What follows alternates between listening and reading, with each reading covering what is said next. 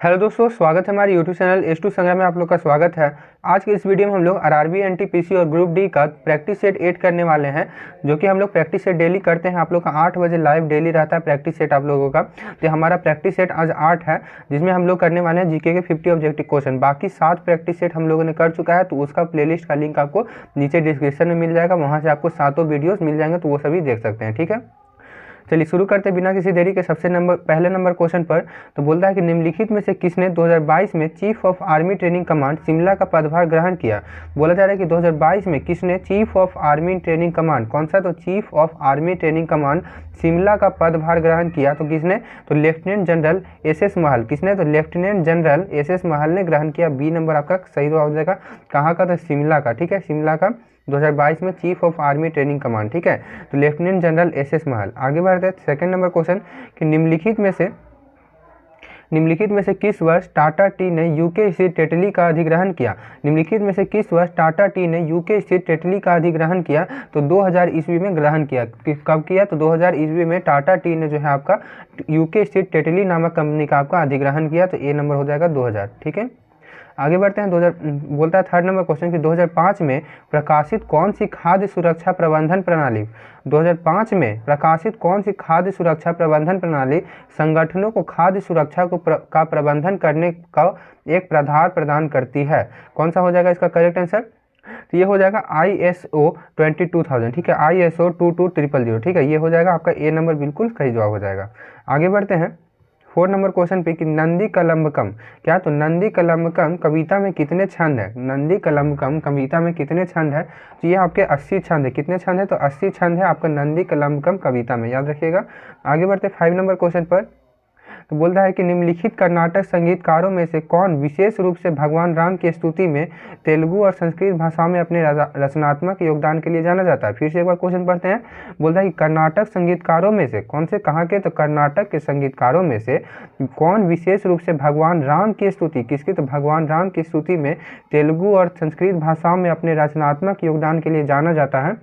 तो ये हो जाएगा आपका त्यागराज। कौन, तो त्यागराज। और पूछा जाएगा त्यागराज कहाँ के हैं संगीतकार, तो ये कर्नाटक के संगीतकार हैं।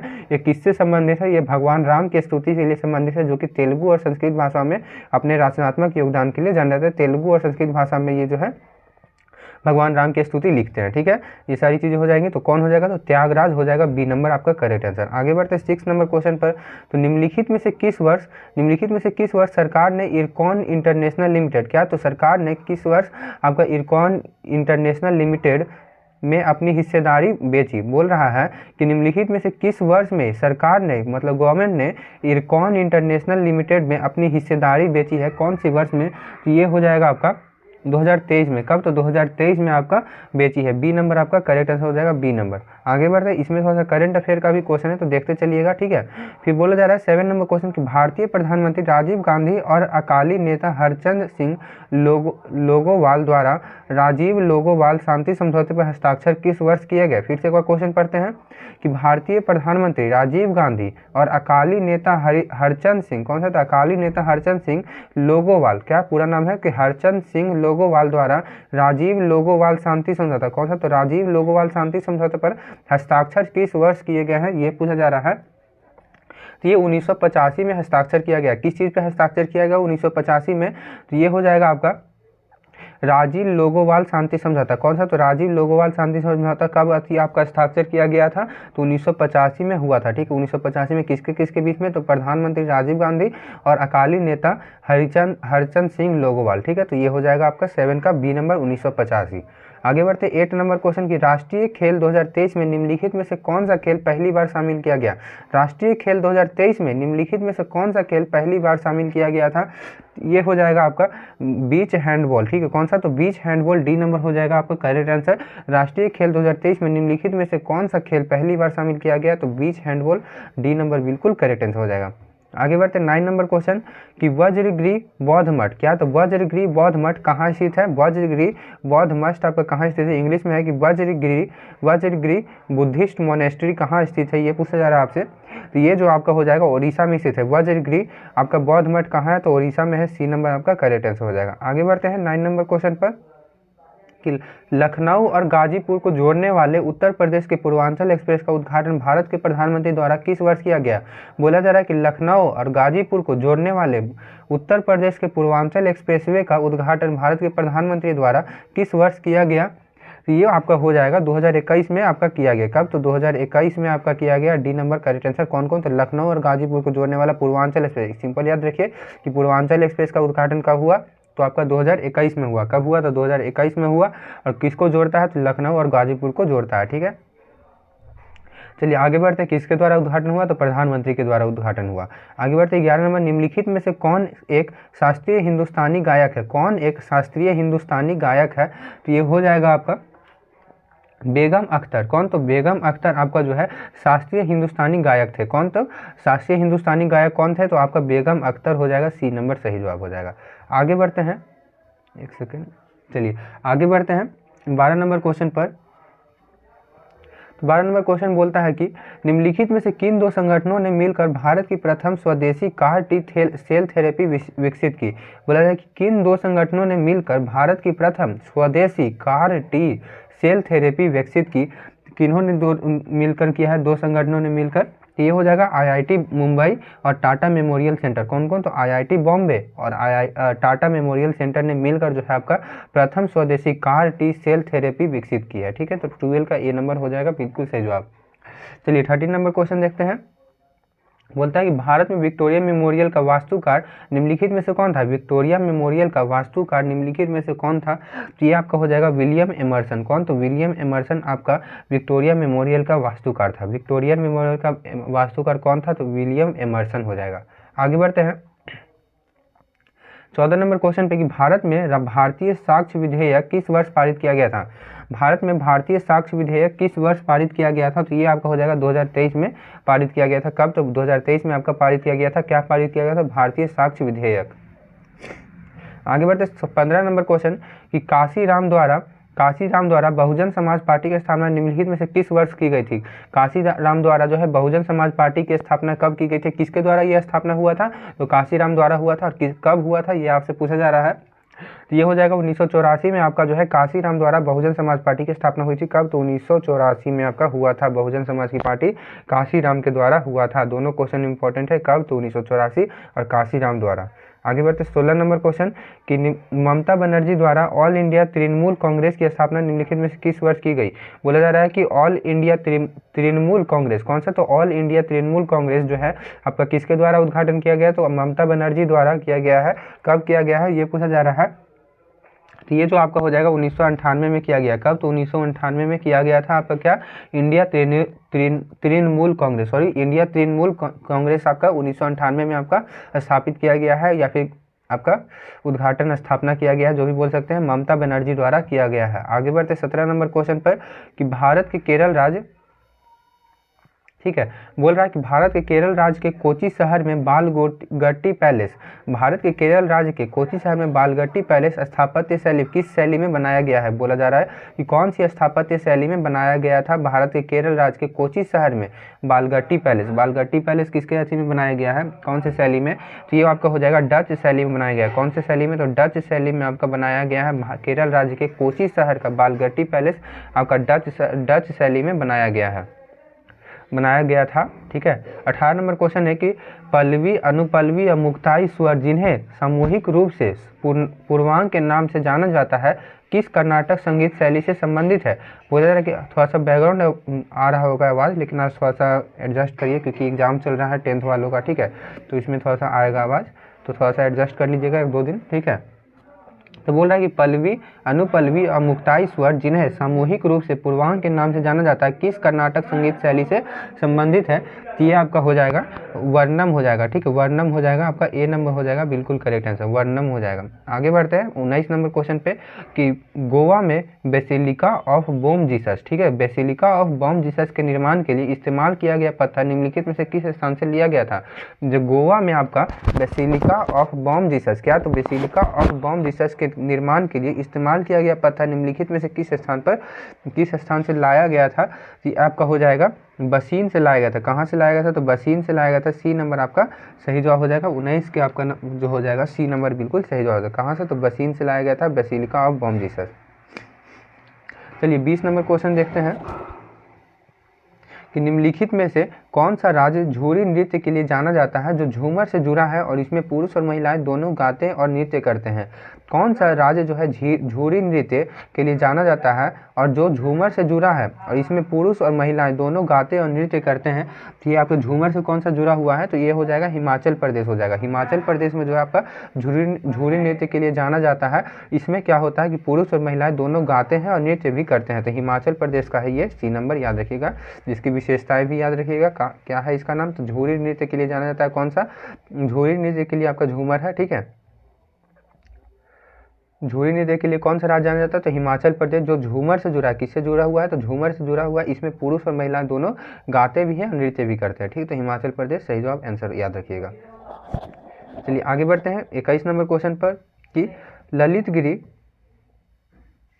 ललितगिरी बौद्ध स्थल कहाँ स्थित है। ललितगिरी आपका बौद्ध स्थल कहाँ स्थित है, तो ये आपका जो है उड़ीसा में स्थित है। कहाँ स्थित है, उड़ीसा में आपका ललितगिरी बौद्ध स्थल स्थित है। आगे बढ़ते हैं 22 नंबर क्वेश्चन पे कि निम्नलिखित में से कौन सा संगीत रूप शास्त्रीय कर्नाटक संगीत से घनिष्ठ रूप से संबंधित है। निम्नलिखित कौन सा संगीत रूप शास्त्रीय कर्नाटक संगीत घनिष्ठ रूप से संबंधित है, कौन सा हो जाएगा आपका, तो ये हो जाएगा गीतम हो जाएगा। डी नंबर सही जवाब हो जाएगा, गीतम हो जाएगा। कौन सा संगीत रूप शास्त्रीय कर्नाटक संगीत से घनिष्ठ रूप से संबंधित है, तो गीतम हो जाएगा। डी नंबर करेक्ट आंसर हो जाएगा। आगे बढ़ते हैं 23 नंबर क्वेश्चन कि कौन सी स्वदेशी जनजाति मोपिन त्यौहार मनाती है। कौन सी स्वदेशी जनजाति जो है आपका मोपिन त्यौहार मनाती है, तो ये गालो जनजाति। कौन सा, तो गालो जनजाति। सी नंबर आपका करेक्ट आंसर हो जाएगा, गालो जनजाति मनाती है। 24 नंबर क्वेश्चन है कि निम्नलिखित में से कौन सा लोक संगीत का एक रूप है। कौन सा लोक संगीत का एक रूप हो जाएगा आपका, तो नवोरिया गीत। कौन सा, तो नवोरिया गीत। बी नंबर सही जवाब हो जाएगा। कौन सा लोक संगीत का एक रूप है, तो नवोरिया गीत। B number. आगे बढ़ते हैं 25 नंबर क्वेश्चन पर। चलिए यहाँ पे बोल रहा है, थोड़ा सा देखिएगा कि भारत में कर्नाटक संगीत के लिए निम्नलिखित में से कौन सा कथन सत्य है, ये पूछा जा रहा है आपसे। तो इस 3 को स्टेटमेंट दिया हुआ है कि गीतम सबसे सरल प्रकार की रचना है, ख्याल कर्नाटक शास्त्रीय संगीत का हिस्सा है, पद तेलुगु तमिल भाषाओं में विद्वान की रचनाएं हैं। कौन सा आपका करेक्ट आंसर है, ये आपका बताना है। यहाँ पे दिया हुआ है ऑप्शन में कि ए और 1 और 2 दोनों सही है, या 1 और 3 दोनों सही है, या 2 और 3 दोनों सही है, केवल 2 सही है, ये बोल रहा है आपसे। तो इसमें देखिए गीतम सबसे सरल प्रकार की रचना है, ये तो सही है। गीतम सबसे सरल प्रकार की रचना है, ये सही है। उसके बाद जो है आपका ख्याल कर्नाटक शास्त्रीय संगीत का हिस्सा, ये थोड़ा सा गलत हो जाएगा यहाँ पे। तो आपका यहाँ पे कौन सा ही हो जाएगा, पद तेलुगु तमिल भाषाओं के विद्वानों की रचनाएं हैं, तो ये सही है। 3 और 1 आपका सही है, तो कौन सा हो जाएगा ऑप्शन, तो 1 और 3 दोनों सही हो जाएगा, ठीक है। तो बी नंबर करेक्ट आंसर। चलिए 26 नंबर क्वेश्चन देखते हैं कि निम्नलिखित में से कौन सी रचना कर्नाटक संगीत के भक्ति रूप को दर्शाती है। कौन सी रचना कर्नाटक संगीत के भक्ति रूप को दर्शाती है, आपको ये पूछा जा रहा है। तो ये हो जाएगा देवरा नाम जो है आपका कर्नाटक संगीत के भक्ति रूप को दर्शाता है। कौन सा, तो देवरा नाम आपका बी नंबर बिल्कुल करेक्ट आंसर हो जाएगा। 27 नंबर क्वेश्चन देखते हैं कि बोलता है कि कोची में सेंट फ्रांसिस चर्च इमारत के वास्तुकार निम्नलिखित में से कौन था। कोची में सेंट फ्रांसिस चर्च इमारत के वास्तुकार निम्नलिखित में से कौन थे, तो ये आपका हो जाएगा पेड्रो अल्वारेज डी कैब्रल, ठीक है। क्या है, तो पेड्रो अल्वारेज डी कैब्रल हो जाएगा, ठीक है। तो डी नंबर हो जाएगा करेक्ट आंसर। आगे बढ़ते हैं 28 नंबर क्वेश्चन पर। बोल रहा है 28 नंबर क्वेश्चन कि थाट पद्धति, थाट सिस्टम के अंतर्गत हिंदुस्तानी रागों को व्यवस्थित करने का श्रेय किसे दिया जाता है। थाट पद्धति के अंतर्गत हिंदुस्तानी रागों को व्यवस्थित करने का श्रेय किसे दिया जाता है, तो ये आपका हो जाता है पंडित विष्णु नारायण भातखंडे। कौन, तो पंडित विष्णु नारायण भातखंडे। बी नंबर आपका करेक्ट आंसर हो जाएगा। 29 नंबर क्वेश्चन देखते हैं। बोलता है निम्नलिखित में से किस भारतीय संगीतज्ञ को हिंदुस्तानी शास्त्रीय संगीत को व्यवस्थित और संहिताबद्ध करने में उनकी भूमिका के लिए जाना जाता है, जिससे भारत की संगीत विरासत की आधुनिक शिक्षा के लिए आधार तैयार हुआ है। ये आपका हो जाएगा पंडित विष्णु नारायण भातखंडे। ए नंबर, अभी पीछे भी यही क्वेश्चन किए थे, ठीक है। 30 नंबर क्वेश्चन है कि निम्नलिखित में से किसे कर्नाटक संगीत पितामह के रूप में सम्मानित किया जाता है। कर्नाटक संगीत पितामह के रूप में किसे सम्मानित किया जाता है, ये पूछा जा रहा है। कर्नाटक संगीत का है ये, तो ये हो जाएगा पुरंदार दास, ठीक है। कौन, तो पुरंदार दास को आपका कर्नाटक संगीत पितामह के रूप में सम्मानित किया जाता है, ठीक है। आगे बढ़ते हैं 31 नंबर क्वेश्चन।